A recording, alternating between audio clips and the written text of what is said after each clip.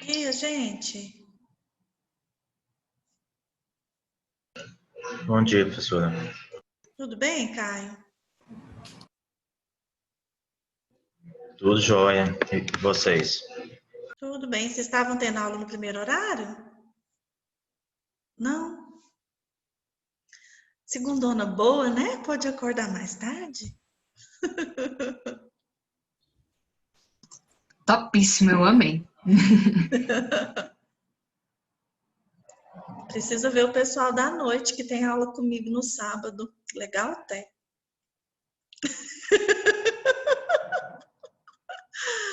Ai, ai. Tem aula minha de ser psicólogo. Para mim tá tudo bem, tá tudo tranquilo. Mas pior, eles têm aula de estatística no sábado. Ai, é cruel, né?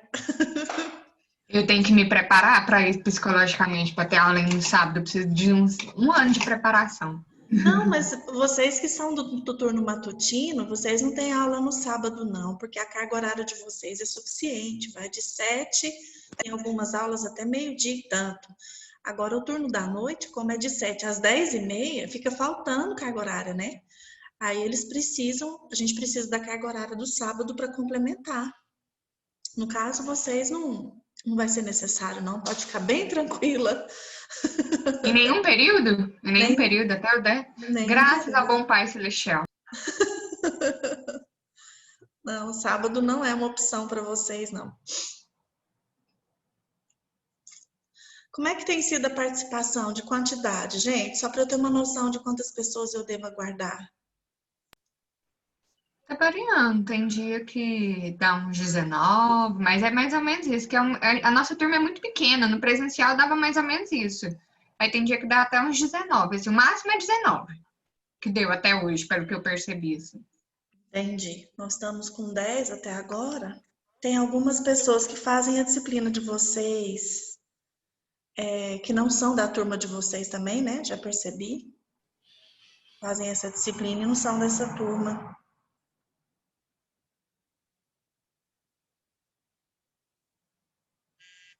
Bom dia, meninas. Eu estou em live agora. Eu falo com vocês daqui a pouco sobre o TCC, ok? Bom, então nós já temos 11. Nós já vamos começar. A proposta para a aula de hoje, para esse encontro de hoje, é a gente falar sobre o desenvolvimento cognitivo. Ainda falando sobre a adolescência, mas aí a gente já falou dos aspectos físicos. Agora, hoje, nós vamos falar sobre o desenvolvimento cognitivo. E na próxima semana, na próxima segunda-feira, nós vamos falar sobre o desenvolvimento psicossocial, de forma com que a gente vai tentar abordar todos os aspectos a respeito da adolescência. Bom dia para quem eu não cumprimentei, o Eberton, o Volney, o Felipe, a Cátila, a Kalina, a Érica. Érica, põe sua carinha para eu ver quem é você, que eu não estou lembrando. Ou às vezes é um aluno com o nome da mãe, com o celular da mãe. Ah, lembrei. Lembrei. Tudo bem, Érica? Tudo. Então tá bom. É porque você ainda não tinha aparecido por aqui, né? Por isso que eu não estava lembrando quem era você. Você está com o seu microfone desligado. Agora sim. Tá me ouvindo? Tô. É minha primeira aula hoje. Tive uns probleminha, resolvi agora minha primeira aula. Ok, seja muito bem-vindo, ok? Obrigada. E assim que possível, você pega ou com a Maria Vitória ou com a Amanda, que são as representantes, os conteúdos, as orientações que já foram passadas até agora, para você não ficar muito perdida, tá certo? Tá bom. Certo. Na minha disciplina, nessa disciplina que eu tenho com vocês, eu já tenho lá no liceu o plano de ensino, para você dar uma olhadinha, porque aí tem como você acompanhar todas as aulas, saber o que vai acontecer em cada uma delas, através do plano de ensino é possível. Eu distribuí por páginas, nós vamos usar o livro que a gente usava no período anterior, de desenvolvimento humano, e aí eu já distribuí as páginas que nós vamos utilizar em cada aula no plano de ensino, de forma que ficou bem organizadinho e dá para você acompanhar por lá, tá certo? Então, como hoje a proposta é desenvolvimento cognitivo, quando a gente fala de desenvolvimento cognitivo, até agora, através desse livro, através dos autores que a gente tem conversado, o desenvolvimento cognitivo a gente sempre utiliza o Piaget, né? E aí a gente veio caminhando no pré-operatório, nas operações concretas, e hoje nós vamos chegar no último estágio, de acordo com o Piaget, o último estágio de desenvolvimento cognitivo, que é o operatório formal. Ou seja, a partir da adolescência, o indivíduo alcança o último estágio de cognição. Não significa que ele já sabe tudo, mas o pensamento do adolescente, a maneira de pensar e de raciocinar do adolescente, não é muito diferente de um adulto. Que característica a gente pode perceber como marcante? Lembra que uma criança não entende ironia? Não entende uma palavra de duplo sentido? Na adolescência já é possível. Um adolescente já tem o que a gente chama de pensamento abstrato. Ele consegue raciocinar, entender, inclusive debater, refletir sobre aspectos bem abstratos, falar sobre filosofia, sobre saudade, sobre sentimentos, sobre emoções, né? Então, o adolescente, ele, de acordo com Piaget, ele já entra nesse tipo de raciocínio que é chamado de operatório formal. E uma coisa muito interessante também, que muda na forma de pensar do adolescente, é que há um desenvolvimento da moral. Na página 407, vai falar da teoria de Kolber. E aí eu queria conversar com vocês um pouquinho sobre a teoria de Kolber. Vocês já ouviram falar no dilema de Heinz?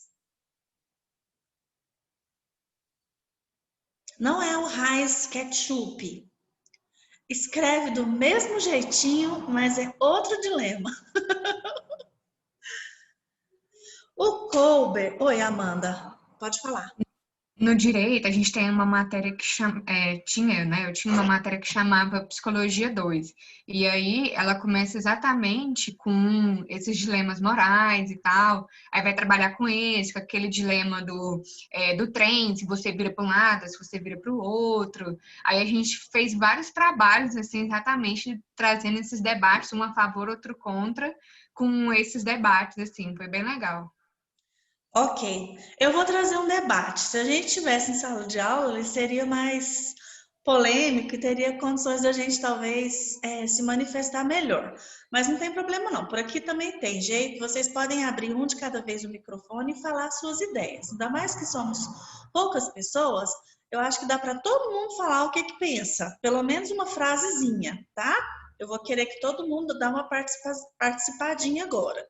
Quem é que está nesse Lenovo 4444?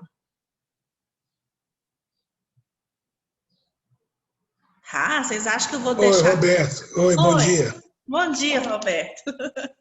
É que você entrou sem nome, aí eu fiquei pensando, será quem que está aqui? É porque a marca é nova. Ó, que chique. Seja bem-vindo, tá? Pessoal, Kolber, Lawrence Kolber, deixa eu ver se eu estou falando o nome da pessoa certa. Isso mesmo, Lawrence Kolber, ele estudou a respeito do desenvolvimento da moral. Então, a teoria de Kolber, ela pode ser muito bem acompanhada pela teoria de Piaget. Os dois se encaixam perfeitamente, na medida que um complementa o outro. Kolber inventou uma historinha para fazer pergunta para crianças, adolescentes e posteriormente para adultos também, para perceber onde estava, em que nível estava o desenvolvimento da moral de um indivíduo. A historinha é fictícia, é a historinha mesmo, é uma ficção. Ele inventou o que é conhecido como o dilema de Heinz. O que é esse dilema? O Heinz, ele tinha uma esposa que estava com câncer à beira da morte no hospital. E ele ficou sabendo que um farmacêutico descobriu um medicamento que os médicos achavam que era possível salvar a vida da esposa dele. Esse farmacêutico estava cobrando $2.000 por uma dose. Uma dose por $2.000. Sendo que ele gastou 10 vezes menos que isso para fabricar. O marido da mulher doente, o Heinz, pediu dinheiro emprestado para alguns conhecidos, tentou fazer empréstimo, mas ele não conseguiu reunir mais do que $1.000, ele só tinha 1.000. Ele implorou para o farmacêutico vender por $1.000 e o farmacêutico depois pagava o restante, só que o farmacêutico falou assim, olha, eu que descobri o medicamento, eu quero ficar rico com ele, eu não vou vender por isso não, só vou vender por $2.000. O Heinz, desesperado, de noite ele arrombou a loja, roubou o medicamento para salvar a esposa dele, a vida da esposa dele, porque ele acreditava que esse medicamento seria muito importante para salvar a vida da sua amada. Aí vem a pergunta que Colbert faz, e eu gostaria de fazer para vocês, se o que ele fez, se o que o Heinz fez é justo ou não, e por quê? Podem responder.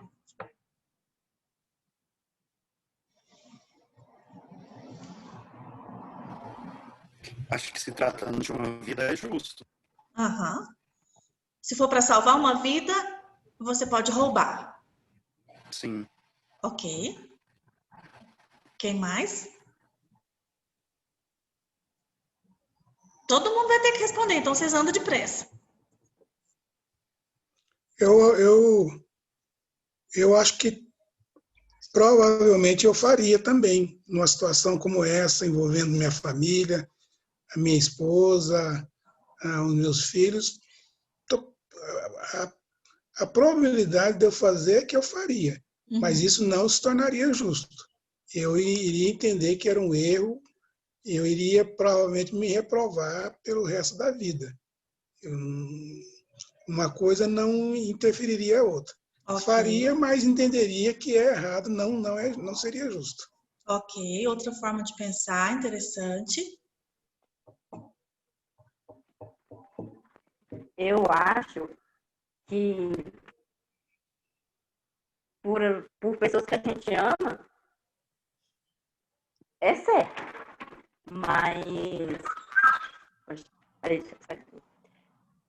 Mas não seria certo, né? Porque seria roubar. E quando eu fizesse, eu teria que ter essa noção e estar pronta para as consequências. Para receber as consequências. Ok. Outra forma de pensar. Quem mais? Tati, eu acho assim que na hora do desespero você não sabe o que fazer, então não é certo, mas eu também faria. Na última solução, sendo que é uma pessoa que é da minha família, que eu amo. Certo não é, né? Mas o desespero faz a gente fazer muita coisa. A Cátila colocou uma questão muito importante. Nós estamos de fora da situação, analisando o problema de maneira fria, né?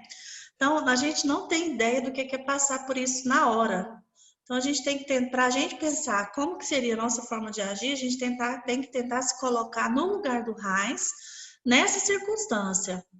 Para melhorar ainda mais o exemplo, porque muitas aqui são mulheres, né? Não vai ter uma esposa e vocês são jovens, não tem nem todos têm cônjuge. Talvez a gente colocar a mãe, né? Não tem a esposa para colocar, mas aí pensa, se fosse sua mãe? Aí talvez até quem estava pensando em não roubar o remédio muda de ideia. Vamos lá? Se fosse sua mãe, vale a pena? Professora? Oi, Rafael. Eu sempre penso também na questão no macro, né? Vamos dizer certo. Assim. Porque se a gente for olhar ao nosso redor, está cheio de pessoas que têm parentes e que estão precisando de tratamento e às vezes não têm condições. E se eu fosse validar o roubo de todas essas pessoas, a gente entraria num caos. Né? Exatamente. Até esse próprio entendimento mostra que as pessoas não estão aí roubando remédio. E eu sei que tem muita gente precisando de tratamento e que muitas vezes até perde o ente querido porque não tem dinheiro para o remédio, o SUS não atende essa pessoa e nem por isso a pessoa se torna um criminoso, né? Sim, às vezes é ela vai verdade. passar por isso, vai realmente perder o seu parente, vai entender que aquilo não está ao alcance dela, de certa maneira, né? E por isso que eu acho que esse caso que você colocou não foi justo, não é justo. Não é justo. Não vai ser justo de forma nenhuma. O Rafael pensou macro, já, Amanda. Ele pensou Professora, além da questão da sociedade. Se todo mundo fosse fazer a mesma coisa, viraria um caos. O Eberton, você quer mudar de ideia? quero reformular, na verdade, não é mudar, não. Eu acho que eu me expressei mal. Não, eu entendi, mas pode falar. Quando o Roberto falou, acho que eu abri um pouco os olhos, né?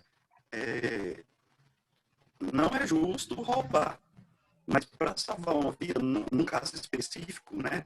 Olhando que o Rafael colocou o macro agora comigo, né? Numa situação, eu acho que seria até plausível, né? O roubo, mas que não torna justo roubar. Mas quando se trata de uma vida, para salvar uma vida, se for o único caminho a se tomar, então que se tome. Ok, Amanda, sua vez. Eu concordo demais com o que o Rafael falou, porque eu tenho um negócio assim que sempre me marcou muito, que o meu sogro sempre me fala assim, é melhor você ser a vítima do que você ser o algoz. Então, assim, é melhor você sofrer, às vezes, alguma coisa do que ser a pessoa que está fazendo outra pessoa sofrer. E eu penso muito nesse aspecto também. Igual o Rafael falou, nesse aspecto social, se a gente for parar para pensar isso, né, que tudo se justifica e tal, eu sou muito da questão de que os fins não justificam os meios. E que se a gente for parar para pensar, né, tudo justifica. Ah, não, tô batendo porque é para educar e tal, né? A polícia justifica muito disso. Então, assim, se a gente for querer justificar todo crime, né? Porque são crimes que acontecem todos os dias com a justificativa do bem maior ou coisas do tipo. Ainda mais quando é algo totalmente individual. E eu penso assim que numa questão assim individual, assim, né? Se fosse, por exemplo, a minha mãe, nossa, eu ia assim pensar, só de pensar na possibilidade da minha mãe morrer assim, eu já fico assim até meio estremecida, sabe? Uhum. Mas eu penso assim que tanto por ela assim, eu acho que ela também não iria preferir. E existem tantas formas, eu acho que eu pensaria em todas as formas legais de tentar fazer isso. E se mesmo assim não fosse possível, e quem garante também que aquele medicamento realmente faria alguma coisa para minha mãe? Então a gente tem que pensar assim em todos os aspectos. Tem muitas medicações que funcionam para muitas pessoas, mas para aquela pessoa especificamente não funciona, né? Então é muito individual. Então, mesmo se fosse a minha mãe, eu penso que eu não faria isso, que eu iria buscar tanto mecanismo para eu conseguir lidar com a morte dela e as pessoas ao nosso redor também, né? E ela também lidar com a situação, porque é aquela coisa, né? Um dia todos nós vamos morrer, né? A gente tem que tentar evitar ao máximo, a gente tem que fazer tudo ao nosso dispor para que isso aconteça da maneira mais adequada, digamos assim, possível e tal, né? Mas se não for possível, a gente tem que aceitar os fatos e encarar a vida, porque a vida é assim, são perdas e a gente tem que aprender a lidar. Caio, Maria Vitória. Oi, Roberto.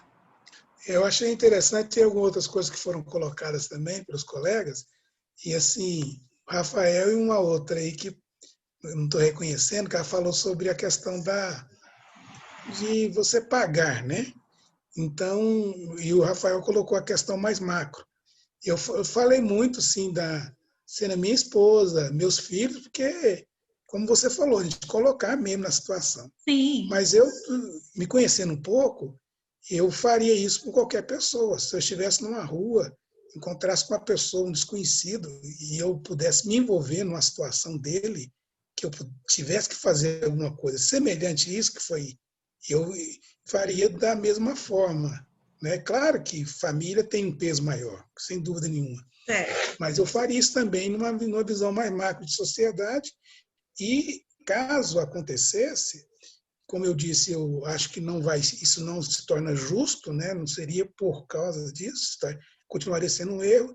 e imediatamente, sim, passo seguinte, pelo que eu me conheço um pouco, seria me colocar à disposição da justiça. Se entregar. Se fosse preso, pagar financeiramente, entendeu? Como diz o outro, eu iria mais do que reconhecidamente como justo para a cadeia, se fosse o caso, né? Eu vou polemizar um pouco mais, só para vocês entenderem, porque a pergunta que eu fiz não é se é certo ou se é errado. A pergunta que eu fiz é se é justo. E aí, vocês podem devolver a pergunta. Justo para quem? Justo para o farmacêutico? Justo para a esposa que está falecendo? Justo para o RAIS? Justo para quem? Entende? Então, a gente tem que pensar nesse sentido também. Justo, o que é justo? Que talvez o certo ou o errado para um pode ser justo ou não justo para o outro. A gente tem que pensar, e nós estamos conversando aqui e vocês estão tendo condições de ter esse raciocínio, porque vocês são jovens adultos, a grande maioria. E aí, nós temos que pensar que nós estamos falando de adolescente. Um adolescente já começa a ter condições de abstração suficiente para entender o que é justo, o que não é justo, e o que é certo, o que é errado. Por que precisa disso? Porque o adolescente ele não vai ficar mais na barra da saia da mãe, ele não é uma criança mais. Ele vai ter que começar a andar pelas próprias pernas. Fazer faculdade. Quantos adolescentes entram na faculdade ainda com 16, 17 anos? Trabalhar, ir para o mundo do trabalho.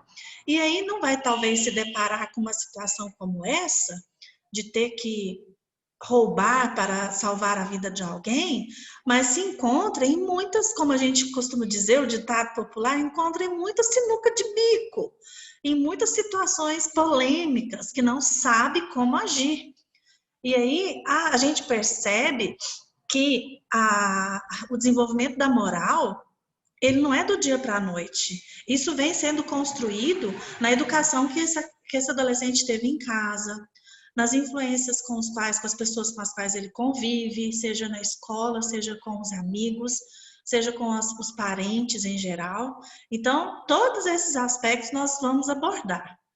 Quem não falou ainda foi o Caio, a Maria Vitória, o Volney. Vocês acham que eu não vou chamar vocês para falar, né? E aí? Deixa eu falar então. O meu lado mal, né? Porque a gente tem o lado bom e o mal, né? Sim. O meu lado mal, antes ele era bem mal mesmo, então faria, né? Hoje não, mas aliás, acho que eu nem faria porque eu fui criado com muito risco, né?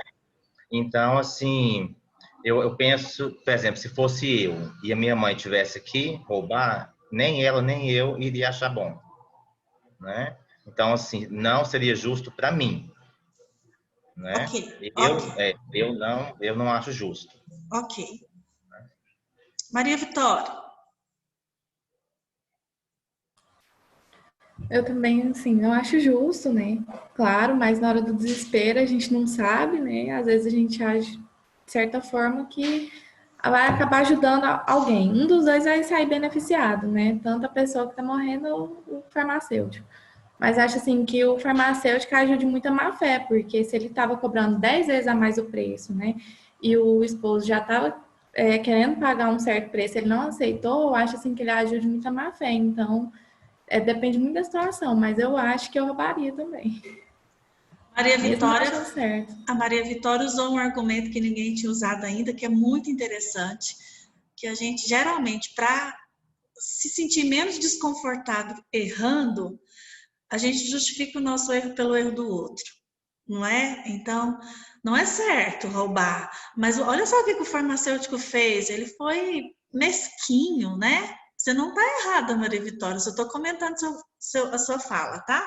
Amanda, oi. Uma coisa assim que eu acho só interessante, assim, que, por exemplo, mesmo que eu pensando assim, que eu não faria, porque eu acho que eu me sentiria muito pior, é o tipo de situação que eu não julgaria outra pessoa por fazer. Isso. Sabe? Uhum. Porque eu e meu namorado, a gente estava conversando sobre isso ontem, assim, que tem tantas situações, assim, que se a gente for, às vezes, analisar o certo, o que, às vezes, vai trazer mais benefícios para mais pessoas, às vezes, né, tem uma coisa mais objetiva, mas a gente, mesmo assim, a gente não pode julgar, porque é tão difícil, é igual, assim, por exemplo, quando eu penso, assim, numa menina adolescente que engravida e aí ela quer abortar, entendeu? Eu, por exemplo, aconselharia ela a não fazer isso.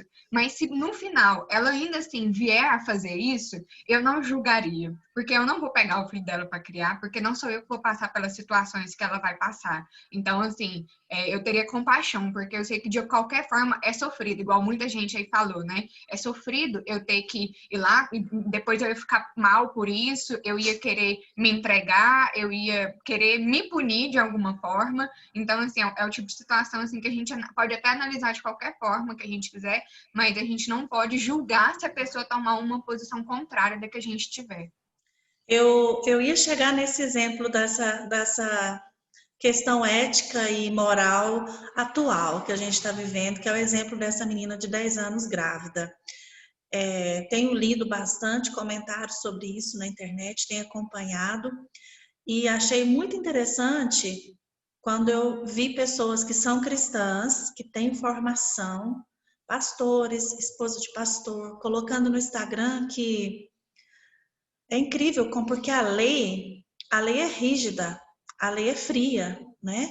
Então, se algum cristão vier e falar assim, aborto é pecado, sou contra o aborto, quem pode tirar a vida é só Deus, não está falando errado, está falando certo. Eu concordo com essa lei, eu sou contra também. Mas quando Jesus veio e ele melhorou tanto, assim, ele trouxe graça, né? Ele não foi tão rígido, tanto é que ele andou no meio dos pecadores, tentando mostrar que aquelas pessoas poderiam ser amadas, poderiam ser transformadas pelo amor de Deus. E aí eu li o exemplo da mulher adúltera. Naquela época de Jesus, a mulher adúltera não tinha justificativa para o erro. Não, ela adulterou porque o marido dela adulterou também. Por que ela adulterou? Não tinha conversa. Adulterou, tinha que morrer apedrejada. E trouxeram a mulher adúltera para Jesus e falaram, e agora, o que você vai fazer? Vamos apedrejar? E aí todo mundo já começou a pegar as pedras e ele falou assim, aquele que não tem pecado algum, atire a primeira pedra.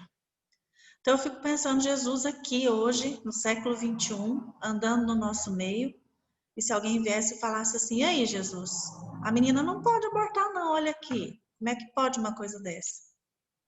Ele não foi lei seca, ele não foi lei fria, rígida. Ele pensou naquela mulher, ele pensou na família dela, ele pensou na possibilidade dela não errar de novo, porque ele falou, vai e não peques mais. Então, quando a gente fala de desenvolvimento moral, são muitos aspectos que a gente tem que pensar. Quando a gente pensa num nível de moralidade bem inicialzinho, o Colbert fala que é esse de sim, sim, não, não, de certo ou errado, de rigidez. E muitas pessoas não saem desse nível pré-convencional, de que as pessoas têm um controle extremo a respeito das regras, eles obedecem. Já viu falar na expressão obediência cega? Não interessa o que é, mas eu tenho que obedecer. Muita gente não sai desse nível de moralidade. Mas antes de eu continuar falando dos níveis de moralidade, eu quero saber se tem mais alguém, eu não vou forçar não. Quem queria falar, se tem mais alguém que quer expressar a sua opinião. Não?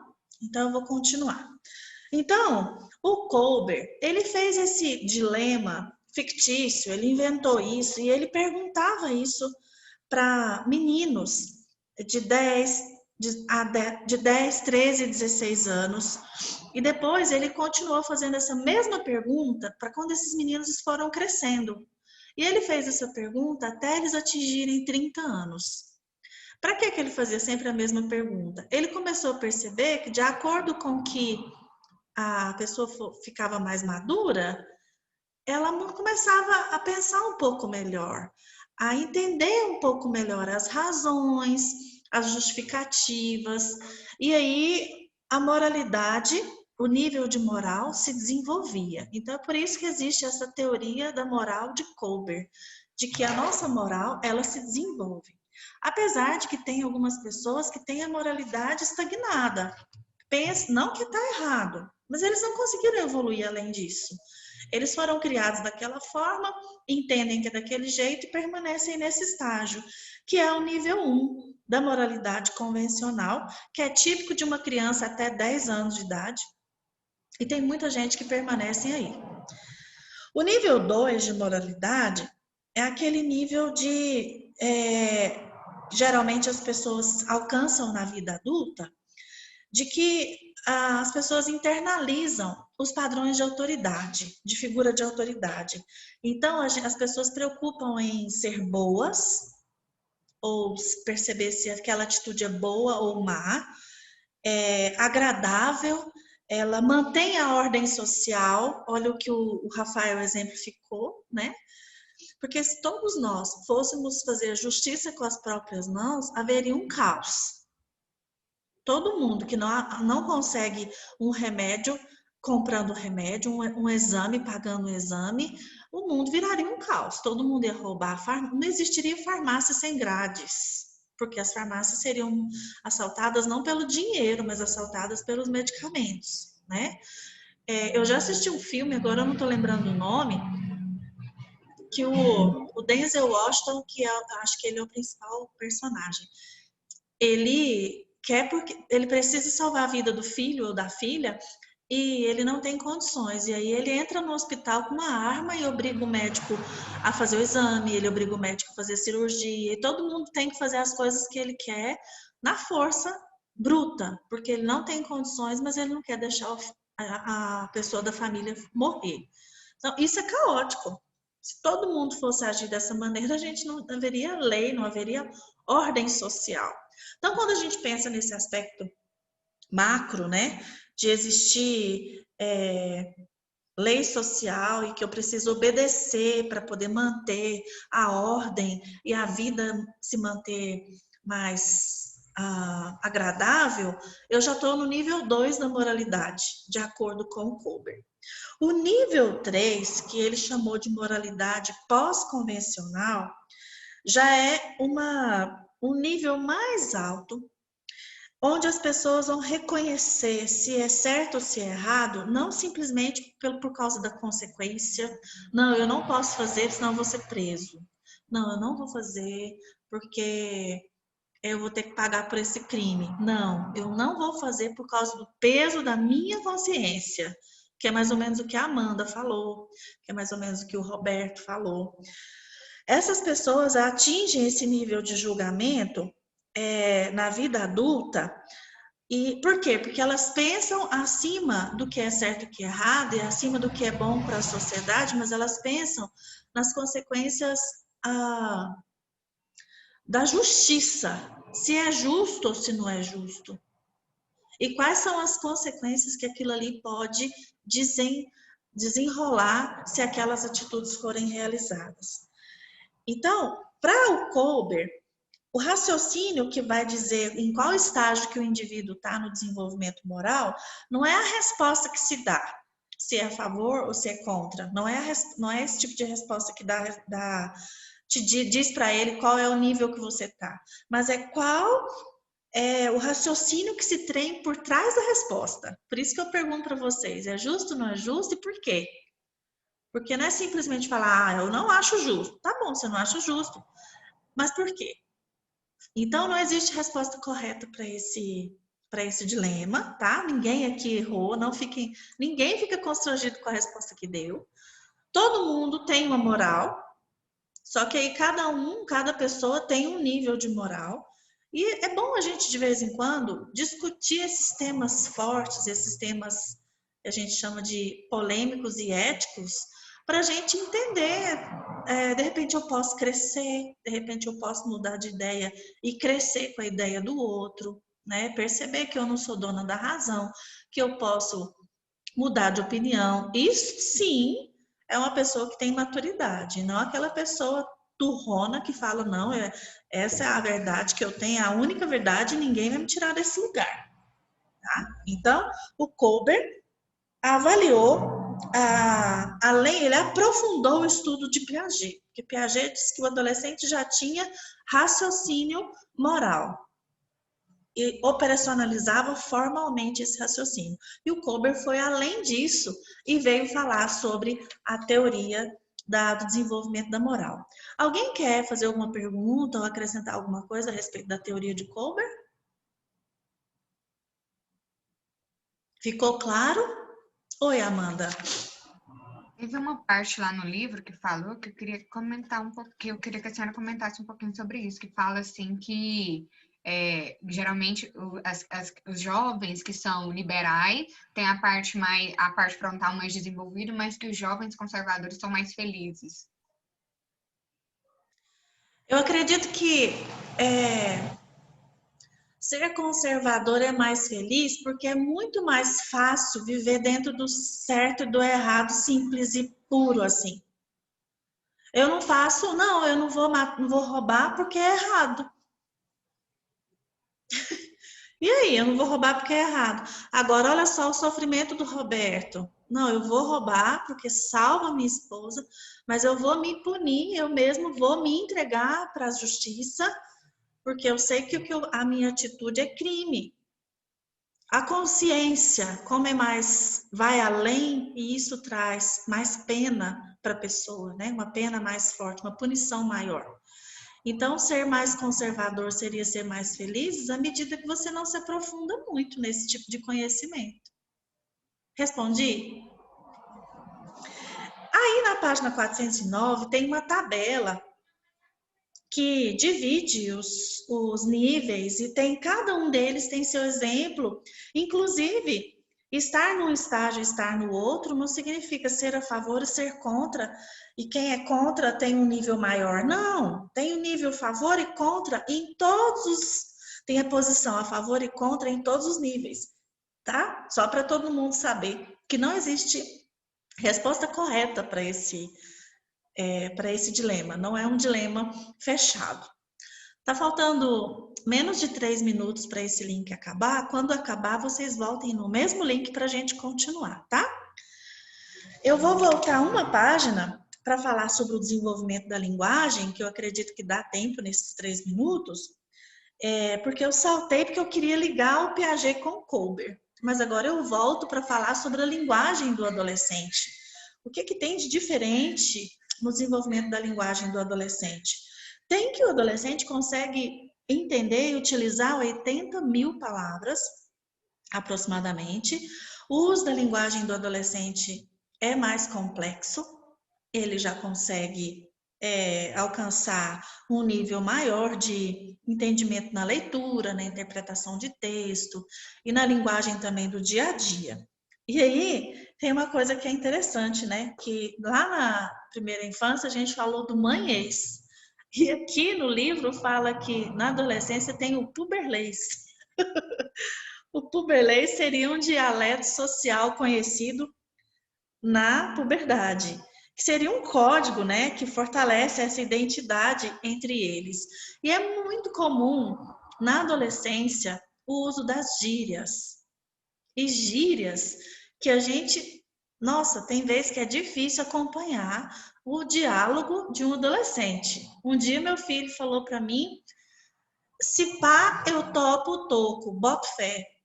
Aí eu pensei, meu Deus, eu preciso de um dicionário. Se pá, eu topo, deixa eu traduzir, quem sabe eu encontro. O toco, toca foi a única palavra que eu sabia, porque era o apelido do amigo dele. E aí uma vez ele escreveu no grupo assim, eu falei alguma coisa no grupo aqui de casa e meu filho escreveu BTF. Eu falei, o que é isso? Ele escreveu, boto fé. E eu perguntei, o que é isso? Porque assim, chega uma hora que a gente não entende mais nada que os adolescentes estão conversando. Então, não é aquela gíria da época que eu era jovem. Essas gírias, elas vão tendo um aprimoramento, elas vão tendo uma evolução.